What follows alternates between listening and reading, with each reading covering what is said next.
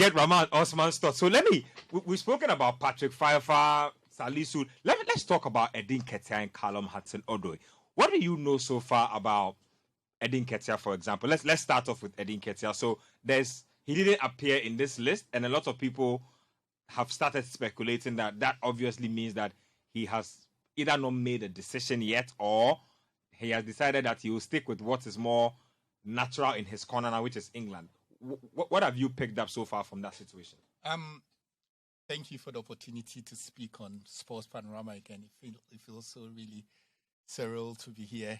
Oh, Charlie. And listening to Coach go on with so much fire, even as a Nothing has changed. Even as a false nine. Yeah, but on Eddie, it's a big opportunity that I know very well that his family is thinking about it, a chance to play at the World Cup. As things stands, he's not even in the thinking of Gareth Southgate. And his career has stagnated, I should say. I mean, he scored more goals for England and under 21 than any other player, even more than Alan Shearer. So he's highly rated when it comes to the youth teams under 17, under 20, under 21. Came through the ranks of Arsenal. At the time, everybody thought he was going to go to Crystal Palace. He gets a really good move, and Mikel Arteta has been very supportive of him. And for the first time in his career, he scored double digits for Arsenal last season. Yeah. What that meant was that he's earned that contract and earned a very iconic jersey in number 14. Now, I know Ghana is speaking to him. I know for sure, and I know I'm quite close to his dad, so I know very well that these decisions are massive for them. They projected that Eddie would be leading the Arsenal line by this age because he was captain of England under 21, and that team had the likes of Declan Rice, who are now established, Mason Mount, Reece James, and all those guys who are now regulars, and Phil Foden, and all those guys. And the only reason why they think he hasn't progressed so much is because they feel like he hasn't played enough game time, and that's why they wanted him to go to Palace. Then Arsenal offered more money and an iconic jersey number, and then they jumped at that chance, and then Arsenal have gone on and signed Gabriel Jesus. So it comes back to me to say, well, he's going to earn more money, but he's not necessarily going to make a lot of game time in there. Yeah. So in the end, I feel like he will take the bone being thrown at him from Ghana to play. I feel this week because England have a lot of strike. You think it gives him some legitimacy if we do call him up? Yes, it does. And it connects him with his roots. It's a massive opportunity also for Ghana because then we have two players who play at Arsenal, Thomas and then him, Eddie. That's massive. Arsenal is one of the biggest clubs in the world. Their view in their numbers, their commercial value. And to have two Ghanaians playing in there, it's such a really grand event. But I'm just being very careful because he's proven he can score goals in the Premier League. I don't know if he's got what it takes at this moment to score goals at the World Cup or play consistently. And this has always been my point about the way we caught these players. Because on form, I think that he and Jordan will push each other at this minute. Because Jordan is playing consistently at Palace. And Eddie is getting games every now and then. But if you bring in Eddie and you've courted him for 5 years, you're literally giving him the starting slot. And when Coach was speaking, he made a fantastic point about the need for competition and building a team that pushes everyone. But in there also, there's that hint of culture that could disrupt the core of the team. Because Eddie's background is total English, born and bred in North London, and he's lived his life in ways that are structured in the English way. And if he has to lead our line, there are certain things he has to understand. And you can't hide from that. Most managers will tell you that it's okay to have good players and technical players who are good. But it's always better to have good people. Because when you have good people who are good players, even when they're not playing, they're contributing to the team. And our national team has proven down the years that when these foreign players come and they don't make the grade, it's a big problem. I can give you a classical example was when we went to the World Cup in 2014. We had the issue of Fatau Dauda and Adam Larsen Karase. It was so hard because it affected the psychology of the team. Then there was also the issue of Kelvin Prince Boateng, who also we brought in. And even though he was massive for us at the World Cup in 2010, there were issues in 2014 that we could have all avoided. The same can be said of Inaki.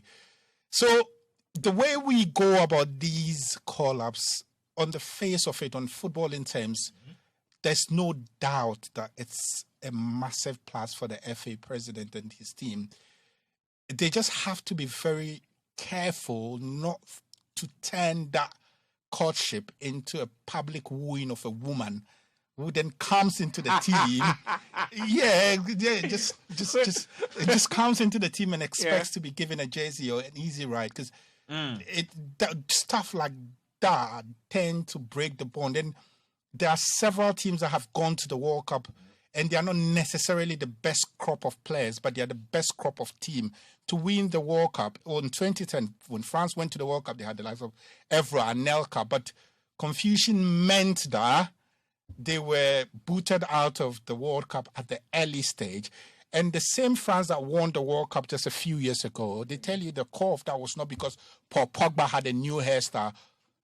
It was because Pogba was playing with an N'Golo who would listen to him, and that bond that they had. Olivier Giroud, who wasn't the most clinical of finisher, like it was like Benjamin Tete, but he suited and will listen to what to go there. No, not necessarily, but I'm just making a point, and that's what I'm saying, that sometimes you don't need every player to be at A+. You need some to be at A+. You need some to be just at need B-. a good mix of so everything. then they listen to you and they play for the betterment of the team. And they're on the same wavelength with the food they eat, where they stay, how they speak, and the football language they have. Those are the things that define a quality team. So in as much as the quality of the pitch and the quality of the technique the players have to go into a tournament. In 2010, we had that. You would speak to Stephen Appiah, who will tell you. In 2006, when we went to the World Cup, we had a good quality or good group of players. But what made them outstanding was the values of the Ghanaian. They understood what it meant to be Ghanaian. We have a short period.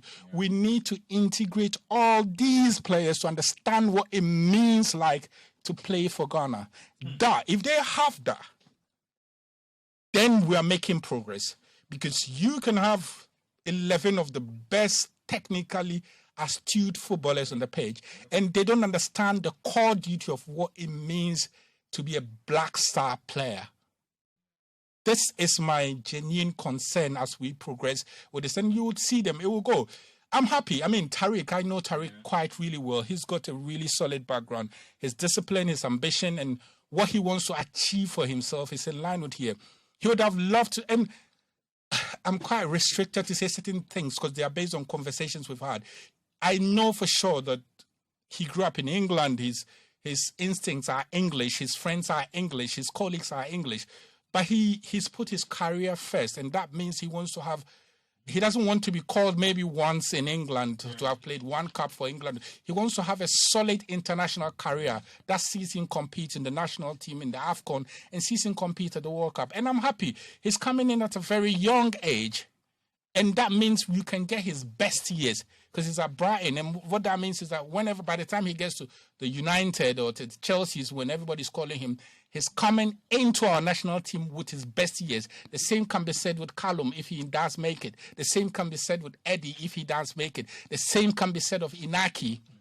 These guys are all at the peak of their careers. They're not coming to us when they are on their last leg or they're being their careers almost there. So the perks are there, but we should be careful the message we send to them so that self-entitlement is ironed out. Okay, so if I'm getting something clear, you think that Nketiah will eventually make the jump? How about Callum? You didn't touch too much on Callum. I think Callum will make the jump. Callum will make it. And the thing with his eligibility, I think, is in November. Yes, and I genuinely think Callum wants to play to Ghana. He's made a lot of trips down here, and he's tested the waters. And Callum again is. Then he feels the love. He feels the love, but again, he's one player on recent, on current form.